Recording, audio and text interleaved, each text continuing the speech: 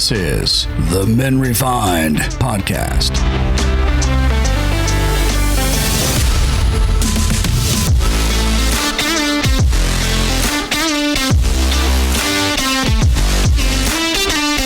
Hey friends, welcome to the Men Refined podcast. Today, in this episode, we have a good friend of mine, a mentor, a pastor, Mr. John Churchil is joining the podcast today. John is from Miami. He served in the United States Army for 22 years. Thank you for your service, sir. He was a church planter, a pastor of Bay Community Church. That's our home church. He was extensively being trained in church planters. Currently, he's a current pastor of missions at Christ Journey Church in Miami, Florida also. He has 3 children and 10 grandchildren. He loves investing in church leaders, and he has one wife for nearly 40 years, Susan. Yeah. Welcome, John. How are you, sir? Thank you. I'm great. Thank you. It's been such a blessing to get to hear about my 10 grandkids and my wife for 40 years. It's one of those things that just make you say, okay, Lord, thank you so much for this opportunity to invest really also in the next generation, not just other leaders, but your kids and grandkids. So blessing. And yeah, I'm thinking about the legacy that you're leaving behind, right? All 3 of your children are all married, and they all have their own family, and they're all following Jesus. Yes, amen. And they're all scattered, around the earth too, right? Mm-hmm. So yeah, I mean, what a blessing that is to be in that stage of life and see the fruits of your labor through the years. Yeah, you definitely have been an inspiration for my wife and I, in raising children and thinking about legacy every step of the way. So we definitely appreciate you very well, sir. Thank you so much. Same here. So talk to me about being a dad of 3 young kids. Okay. Where were you at the time? What was that journey look like? And I'm talking about what was in your head back then. Obviously not easy. You were traveling and you were serving our country, etc. Right. So that's a totally different dynamic. Right. But you made it, right? We did. So tell us a little bit about that journey back then. What did it look for you back then, and how do we see families interacting with our kids nowadays? Yeah. I mean, you have first role in that. You're still working at a church, and you still see all that happening with your peers around you.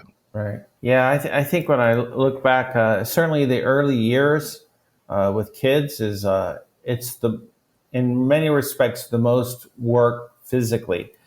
I even remember when between my second and third child, my second was my son, and then the third was another daughter, Carolyn, that I turned 30 in between those 2, and I could really feel the difference with the third, just the physical nature of it all, because you got to change diaper up all night, that kind of stuff. So, I could really see the difference.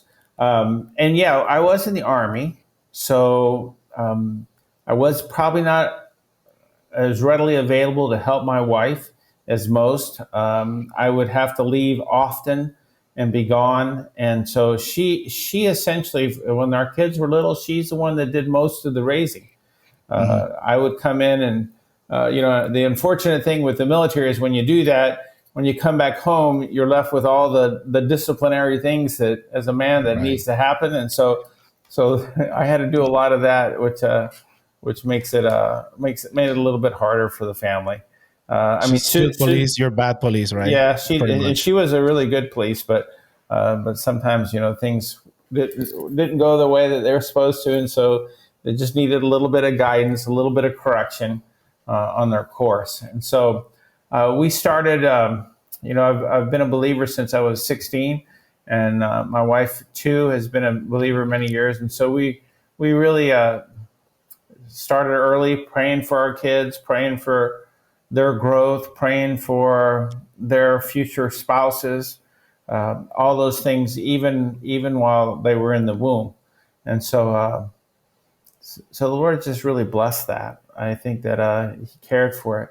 I think the way I looked at parenting, and I still look at it the same way, is that a parent's priority is to gradually transfer a child from dependence on the parents until their dependence rests solely on God. Amen. That's kind of the whole process.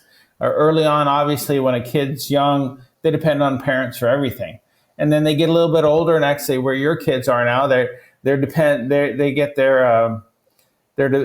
on their friends, they depend on themselves. But what we want to do is eventually teach them to depend on God, and I think the way we do that is, and it's maybe more than what you were asking, but I think we really have to, as parent, we have to make sure that we love God first, and that with all our heart, and that all is included. We really serve God, we love Him, and we're going to do everything for Him, because I think that's kind of the foundation. We can't teach our kids to do that unless they see it in us. And and being an example, right? I think is so important. Yeah. I didn't grow up in the church, as you know. Became a believer under your teaching. But we had a great opportunity to have all three of our kids to grow up in the church. I didn't have that. Yari didn't have that. So we didn't know. We didn't know how was that journey, right? We had great people surrounding us. We had a great tribe, a great community in the church, right? That help us through that process. You help us through that process, through community and relationships and investing in us. I mean, it's a journey that sometimes, I think many men need right now to stay connected, to surround yourself with godly people that can help you and shape you through the journey, because I don't think we have this figured out. I still do not have it figured out. And back then, man, I was just a knucklehead. I definitely was a knucklehead, and I was trying to learn something that I have no idea what I was doing, and figuring it out. And I think that journey is beautiful, and it's challenging. Yeah.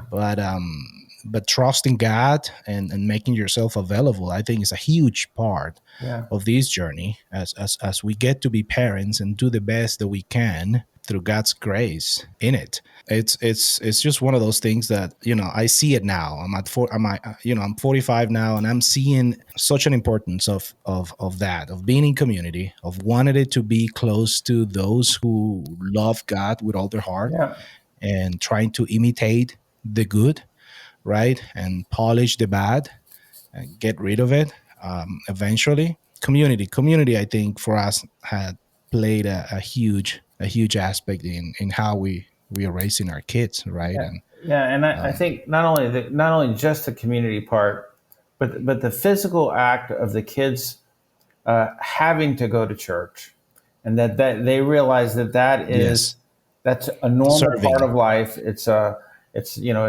I think that's it's key. I know the statistics are that kids who become active Christ followers as adults, if mom and dad went to church, 72% of those kids will follow Jesus. If only mom went, 15% of those kids as adults.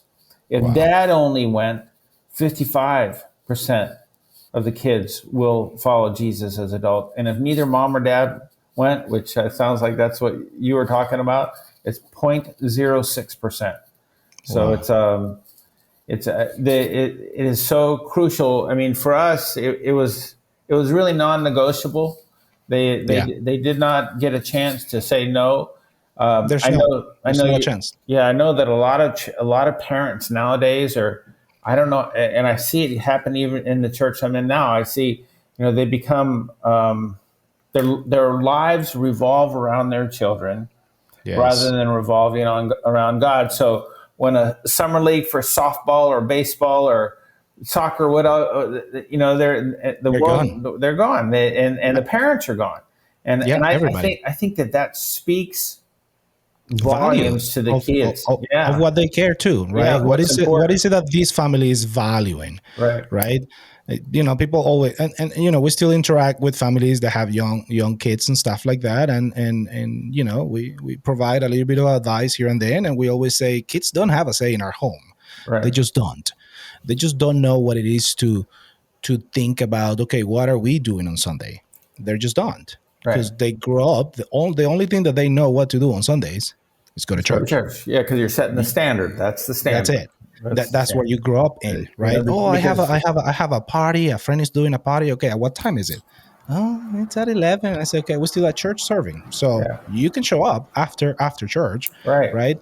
And we started serving in the church. Like, we serve, we Yeah, pull up chairs, we did the hard work, the labor. We yeah, serve. Our kids absolutely. served with us. Yeah, Now they all serving in the church. Nia serving in the high school ministry, in the middle that's school beautiful. ministry. Valentina loves to serve also in the middle school and with the babies on Sundays. So my kids, so far they're still serving in the church because that's all they know. Yeah, And in sometimes they may ask, oh, but I have to go to church, I got so much homework. And I said, well, yeah, you didn't do it on Friday, you didn't do it on Saturday. Yeah, that doesn't mean that you're not going to come. But right. it's very, very subtle, Yeah, right? Very subtle. But those little subtle things, yeah, they still need to be in check, right? absolutely. Yeah, Because they're human beings, they're sinful just like we are.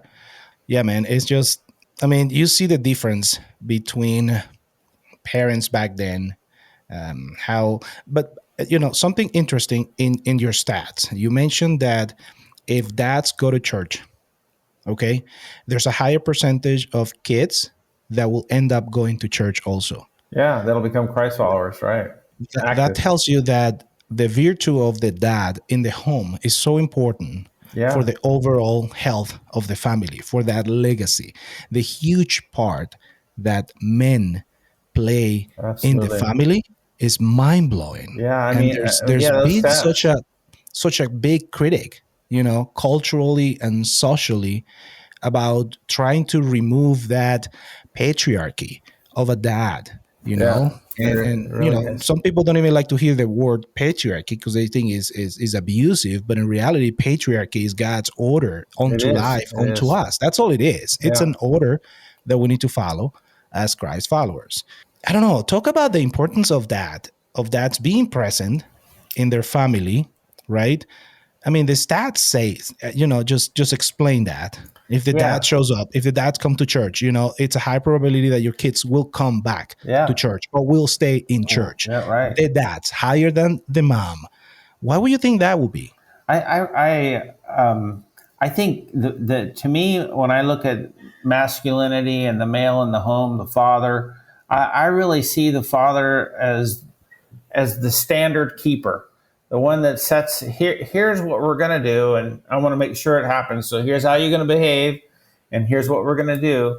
The mom, and I'll tell you a little bit about my view of women in a minute, but a mom she's nurturing, she's caring, and sometimes because of that relationship that's natural, that comes from the moment that they're pregnant, Absolutely.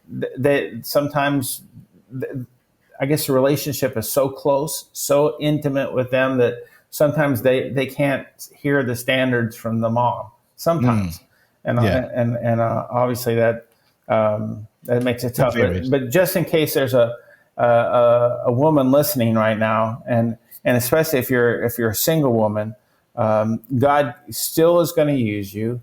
Yes. He still needs you. Your job is a little harder. Well, probably Yeah. a lot harder. But God will use you. I've always, and I just want to make it clear up front, I've always believed that the woman is the pinnacle of God's creation. The woman was the last thing created. And so she was all those things that God knew and built. The woman was the maximum. So I have an incredible view, a great view of women.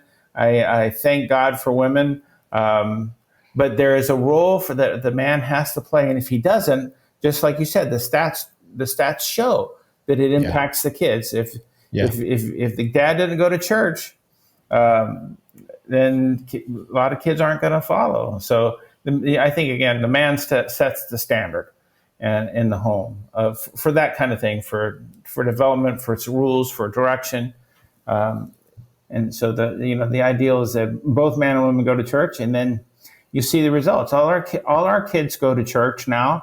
They're all adults. They all have children, and it's habit for them. It's regular for them. And so you were talking about how important community is, but they get exposed then to community because it's natural. It's the way that they've always experienced it.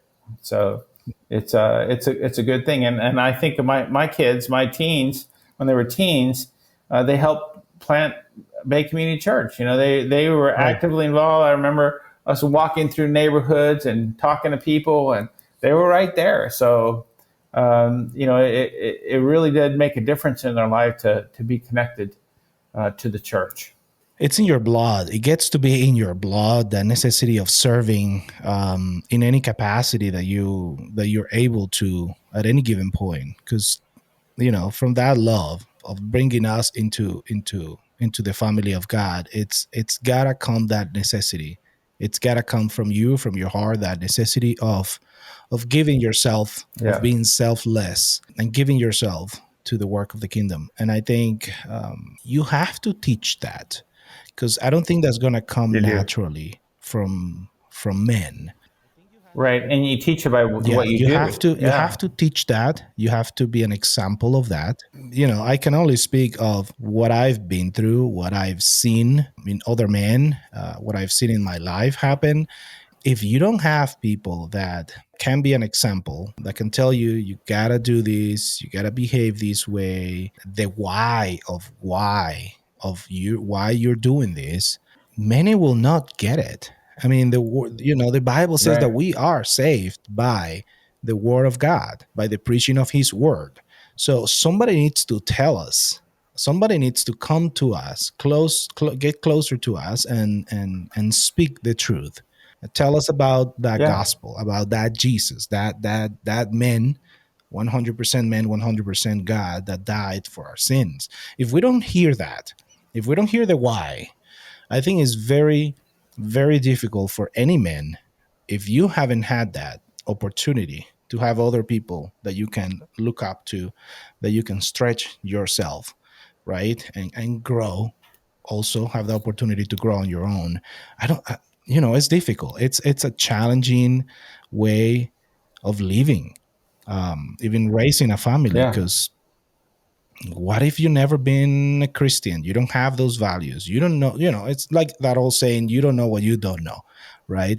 And sometimes it could be excusable, and sometimes could be laziness at the same time. But man, if you're seeing thunder around you, don't you want to just look up the window and see what's going on? Right. And I think there's a lack of self-awareness in the world right now, especially with men. We're not self-aware because we don't want to deal with drama. One, we don't want to be self-aware because, okay, yeah, that happened. I don't want to deal with it.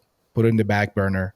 I'll deal with it later. I don't have a brain to deal with that right now. Right now, you're aware of what happened, but you don't want to deal with it, so you can fix it because you don't want to deal with the drama. Right. So I think they're escaping that challenge discussion, healthy discussion, and dealing with that issue so we can learn from it and get better at it. They're just escaping. It's just escaping. They just don't want to face the music. Well, and I think a lot of that is cultural. I think that when I look at our culture, I see that the main thing that I see happening to men is that they're just emasculated. You've had it from the 60s on forward. You have, the man's not really needed. A woman can do it all on her own, and a woman can. But what's better is if the man is there helping raise the child, because they end up, just like we've talked about the stats, they end up much better if that happens. So I think culture has really lessened and cheapened the role of the man in the home. And as a Christ follower, we're called to be countercultural. We've got to be different than that. And so the man really needs to be involved and not as a wimp. My wife's controlling me. No, not at all. You're really there to serve one another. I love the picture of the husband and wife, where the husband lifts up the wife and then she lifts him up, and you just keep growing up. And so the man's got to be there He's got to be part of that. He's integral. If he's not there, there's an impact in the family. And so I encourage the men that are listening to the podcast, get involved in your home, be there for them, show them your love, show them you want the best for them, invest in them so that their dependence goes from depending on you to eventually depending on God. And so, but to do that, you have to show them how to do that. When I was younger, probably, I don't know, in my teen years, I'm from Venezuela, so I was in Venezuela at that time. We used to watch a lot of sitcom shows from the States. A big one that just came to my mind was Married with Children. You see how they picture the dad as a Right. guy who is a zero on the left, pretty much in the equation. Comes from home, everybody makes fun of him. He just sits in the couch, Right. watch TV, and everybody rules the house in everything, and he is just a mockery.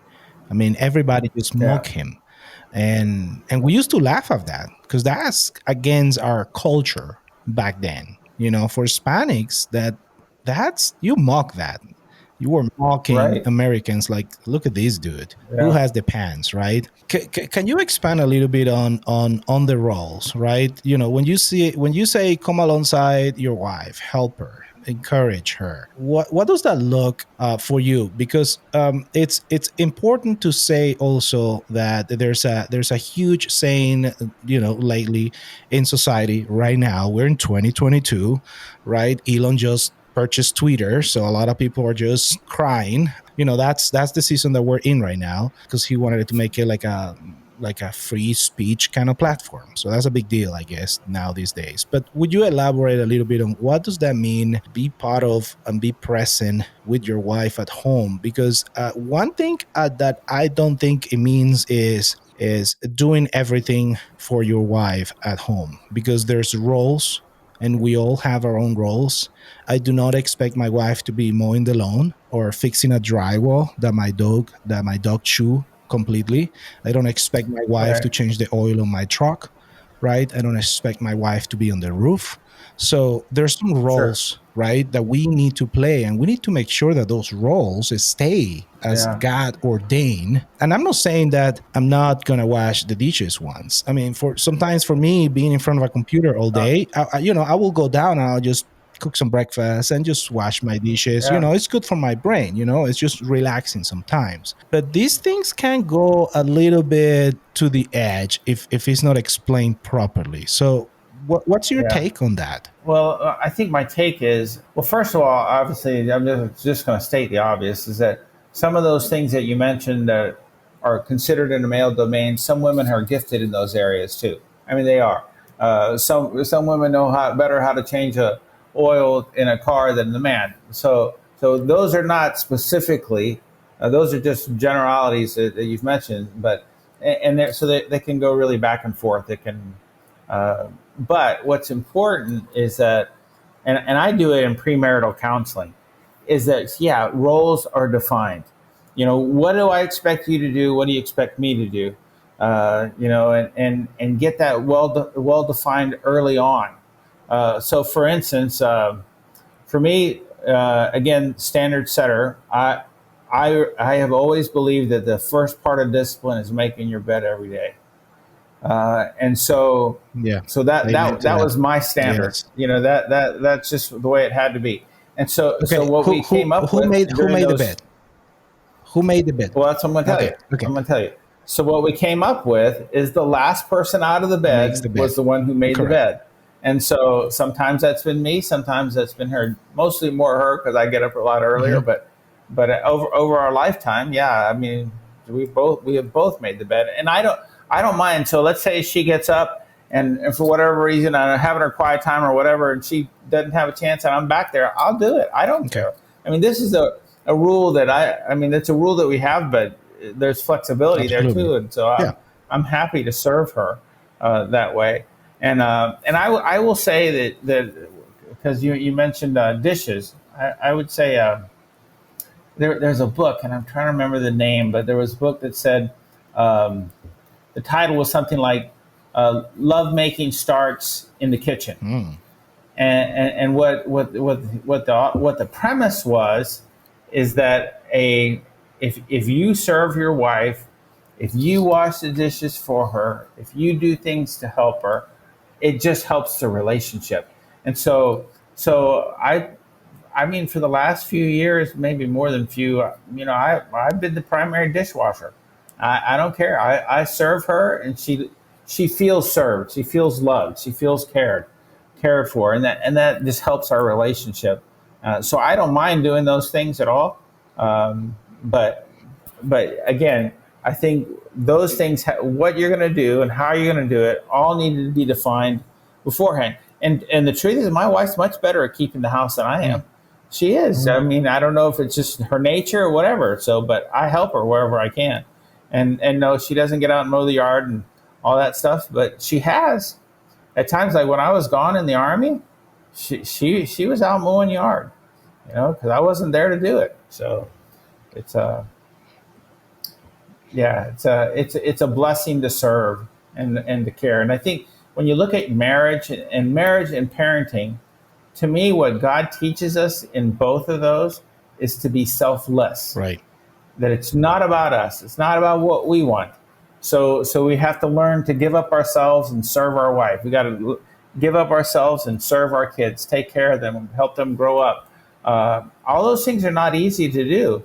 And like there'll be times where, okay, man, I don't want to, I know that my wife has been up every night, every night taking care of the baby, and I just don't want to get up because I got to go to work. But sometimes you got to be there. Sometimes she got to get the rest too. So I'm just saying there is a give and take in marriage, and there are seasons in marriage.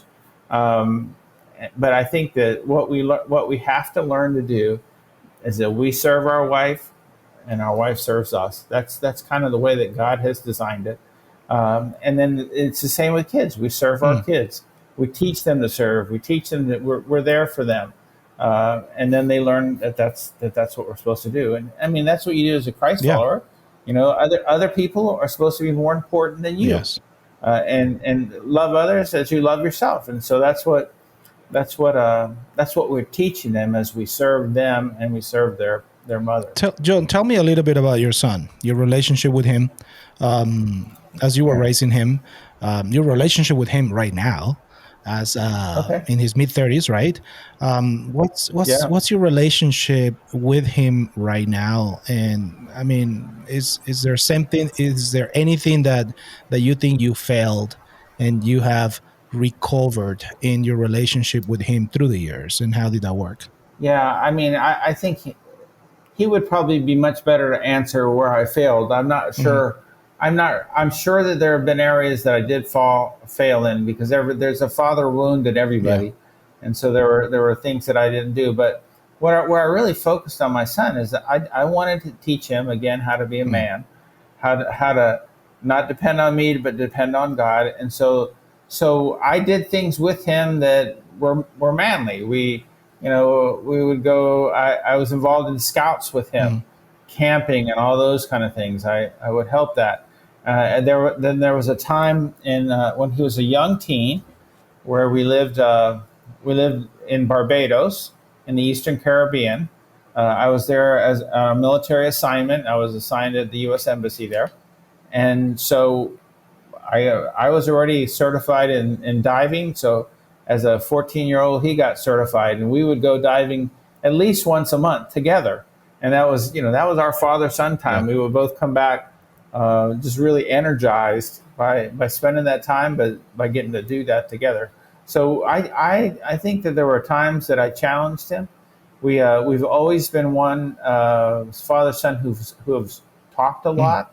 I remember, I mean, we talk about everything, and so even when it came time to get married, he came and asked me, my opinion on his wife, because we just had that relationship of being able to talk. Wow. Well, future wife, but yeah, and so it was just normal, and we still talk the same way now.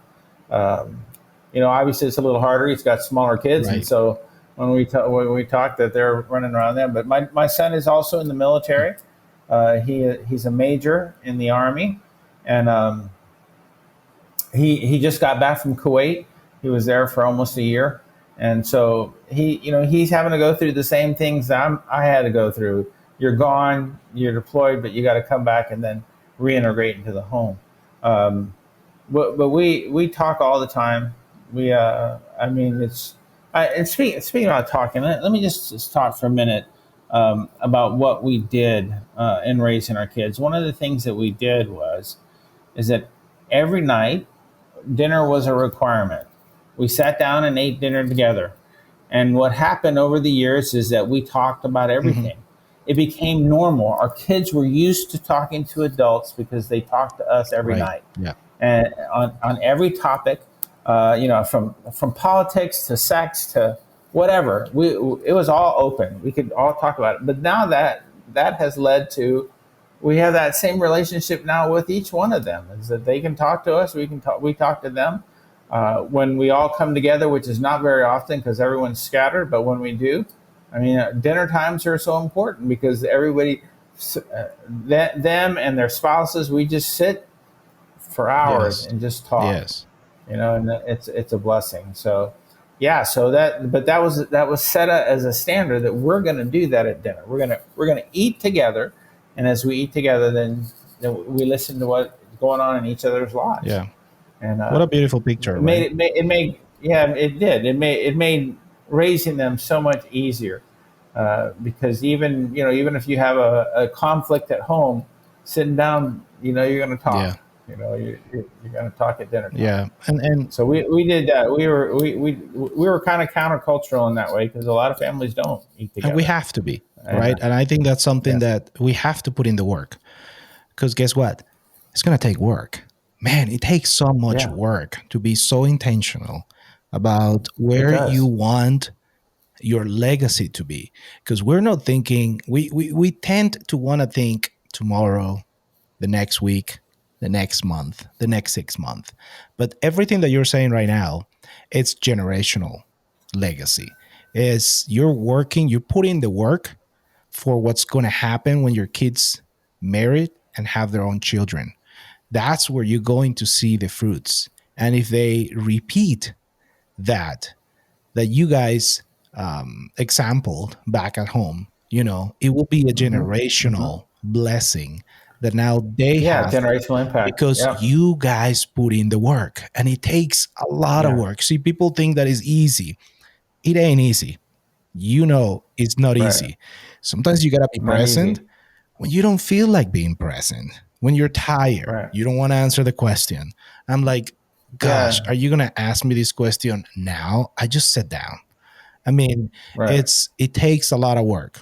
And I think back to self-awareness. We need to be self-aware of what's going on around us and the legacy that we want to leave behind, because that's the only thing that we're going to be remembered for. I remember the story of a guy said he was in somebody, at his grandma's house, and there were so many people gathered for Thanksgiving, all their sons and daughters and their nephews and their husbands of the daughters and the fathers, etc., kids, grandkids. We're talking about 40, 50 people in the house, and everybody was talking about how everything started with this lady and this gentlemen, how they pour into their family, right? Nobody's talking about their profession. Nobody's talking about what they did for a living, what college did they go to. It was all about that legacy, that family, right? How do you raise these kids? And look where we are right now because of those faithful parents. So I think of my wife. Her grandfather was a pastor. He was also the head of a denomination, and he had an incredible godly impact on his family. And I believe that even now that impact is being felt because he again set the loving standard as a Christ follower. His kids came to know Christ, and many of their kids did. And he it's true. It really does say that we'll impact generations. and he did impact. And so my hope, when you talk about legacy, my hope is that, 100 years from now, someone will be talking about me the same way, that, okay, he impacted the world, he impacted our family with the gospel, and it made a Yeah. difference. And so that's really what I hope. One of the things that you mentioned just kind of stuck in my mind is that really our job really is to train and prepare our kid for the future, for life. The proverb says to train a child in the way that he should go, and then when he's old, he It will won't depart it, from right? it. And so, I mean, as a parent, what do we train our kids in? Well, I think Proverbs, if you want to know what to do, look at Proverbs. There's so much wisdom in Yes. there. But you see Proverbs teaches that we got to teach them how to manage God's money. Yes. We got to teach them how to carefully select friends. We got to teach them how to watch their words. And these are all from Proverbs. We teach them to be responsible, teach them to guard their minds, teach them to be generous, teach them to fear God. But all those are found in Proverbs. This is something that you should do as a normal part. You want to raise your kid? Man, get in and learn those things. Here's what the scriptures say I ought to be doing to train my kid so that they will go in that way, and then one day continue to do that. Because I'm sure you've met them too. There's parents who have said that have followed Jesus. They love Jesus, But their kids they're didn't. not telling that to their kids. They're not being an Right. example. And the kids see Yes. that, and so they fall away. Yeah. Counterculturally on the same idea, man, I for years I have had my quiet time, my devotional time with the Lord in the morning, every day in the same place. And it's in our living room, in a chair in our living room, and I'm always there. I take time to read scripture and talk to God. But that had an impact on my kids, because my son has said to me, Dad, I would see you in that seat every day, and it really made a difference in my life. I knew that's the standard. Yeah. I got to be. It's impactful before God. and I think that it is impactful. sometimes we don't think about it. I will say people are always watching. If you consider yourself to be professing yourself to be a Christ follower, everybody's always watching. Everybody, your kids are always watching how you behave at church. How do you posture yourself? If you serve, it's even a greater thing. And I'm not saying this just to say, that you have to put a facade or anything, right? But you have to have the posture of Christ. You are a representative of His truth, His love, His grace, and we can quickly, if we don't pay attention, I think we can quickly be hindering somebody else's faith because the way we behave, right? It's like, well, this guy is professing something, but is acting like the world. Where's the standard here? Where's the division? And where's that black and white difference? And kids see it. Kids see that. If they see a different dad at home than at church, they see it, and that will turn them on to the gospel. And they call it so quickly too. Yeah. I've seen pastors where their kids have fallen away because they weren't consistent at home. Their public life was different than their private life, and that has an incredible impact on kids on where they're following. But on your idea that everybody is watching, that's really true. I was told once by a neighbor that who walked every morning and would walk by my front window, that she saw me every morning sitting in my chair and have my quiet time. And so it's the same thing. You're impacting your kids, but you're also impacting your community. So people are watching all the time. You're right. And we have to be consistent, both at home as we are in public. Yeah, I know. It's mind blowing to know that. So, and we don't pay attention to that. John, you have impacted our family for generations, I will say, and we're very grateful and we honor you and we love you dearly, you and your family. In closing, what can we do to get better at being a dad? If there is a couple of sentences, and you probably have mentioned this in this chat before, but in a couple of sentences, if there's one thing that you could say to those who are listening this episode, what can we do to get better at being a dad? Yeah, I think first you got to be there, and I mean it's okay if you have work and you've got to go. There are times that happens, but when you're home, you've got to be there, and they got to know that. And then I think as a dad, knowing that you're the standard keeper in the home, that you work hard to teach your children all the things that we talked about, but so that they learn to not depend on you and not depend on friends and not depend on themselves, but depend on God. And I mean, that is the ultimate goal. You can't lose sight of that. That's the vision, is that I want my adult child following Jesus. That's really what I want. I want them living for him. And so I have to gradually teach them how to do that. It is a process, and not easy, not at all easy, but it requires focus and always looking at the end result. My child, as an adult, following Jesus, and them then teaching their kids to do the same. And it's thrilling to watch. That you mentioned I was a grandfather of 10, just to watch my children raise their kids to be godly kids. It's such a blessing to me. It really does. So I'd say, yeah, be there and never lose sight of the goal. We've got to teach them to depend on God. Amen. Thank you for coming into the podcast, Pastor John. We really appreciate you. Thanks for having me. We'll see you then soon.